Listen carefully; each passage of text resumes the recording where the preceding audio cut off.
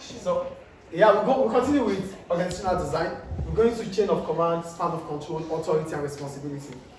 Why do we call it chain of command? We call it chain of command because it's the way which authority is being passed within the hierarchy. It's chain. How authority is being passed within the hierarchy. That's about chain of command. Then we have the span of command.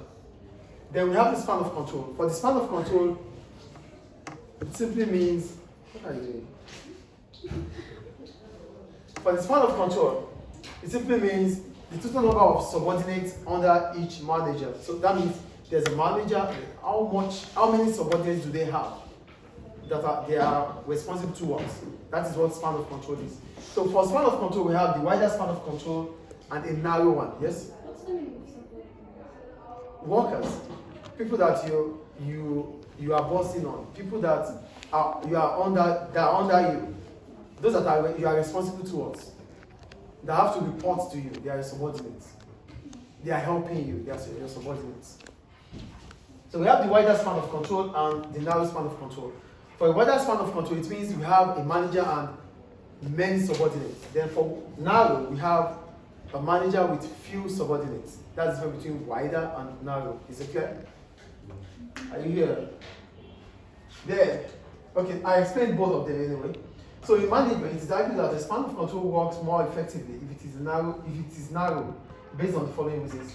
So before I go into the reasons why a narrow span of control is ideal, because we are managers, like for example managers, they can't have large numbers of people under them.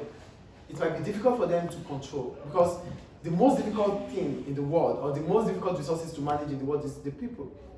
So it's difficult to have large numbers of people under you. You won't be able to manage them effectively. So that's why it is preferable to have a narrow span of control. Do you get the point I'm making here? With a narrow span of control, you can easily monitor those under you, unlike if they are so much to monitor. Do you understand what I'm saying anyway? Do you get it or not? Yes, yes, yes. No. We have a wider span of control, which means a manager with large numbers of subordinates. Then we have a narrow span of control, which is a manager and maybe 3 or 4 subordinates. So having 3 or 4 subordinates is different from having like 7, 8, 9 subordinates that you have to manage. That's the point. So that's why in management they prefer a narrow span of control. Because with the narrow span of control, managers can actually monitor them and make them work effectively. Well, sincerely it is. It is. It's better to be narrow than wider. So why in management do they choose narrow span of control? One, managerial control should be tighter at the top. If an individual has to manage 3 or 4 people, he or she can easily do that, unlike managing 7, 8, 9 people. So it has to be tighter at the top. And the second point is that both mentally, the mental and the physical strength of managers cannot actually keep track of resources and people. You can't be here and be there. So if I have to monitor certain group of people, I can only monitor those ones that I have the physical ability to and the mental ability to keep track on. So those ones, beyond that, I have a limit. Everybody has their own limitation. So beyond that, I might not be able to work effectively. Do you get the point I'm making or not? With a narrow span of control, you can figure out who is doing what and what is done at any point in time. But with a wider span of control, you can't keep track of every situation around you. Is it clear, please? Is it clear, guys? Then we go to authority and responsibility. Why do we call it responsibility? Responsibility simply means that you are accountable for your actions. So whatever you do, you are accountable for it. We're going to ask you about it. We're going to question you about your actions. That is responsibility. Do you understand responsibility here? Do we get responsibility, please? Yes. Then for authority simply means you have the ability or the power to carry out a task.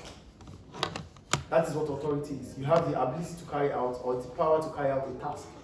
Do you understand the difference between responsibility and authority? Responsibility means you are accountable for your actions. Authority means you have the ability or the power to carry out a specific task. So, workers within the lower hierarchy, like workers, the low-level workers, they don't have that authority and responsibility unlike those at the top. So if you are at the top, your responsibility becomes more. But at the bottom, your responsibility is less. But most of the time, businesses, they realize that managers cannot be everywhere. So they need people to act on behalf of managers. That's why there's delegation and responsibility. So you don't just delegate. If you only delegate, it means you are still responsible for the undoing of the subordinates. So you have to delegate to them and make them responsible. Do you get the point here? There's delegation, which means I can act on behalf of my manager. Done. But whatever happens in the course of me acting on behalf of my manager is still responsible for those things. So she is accountable.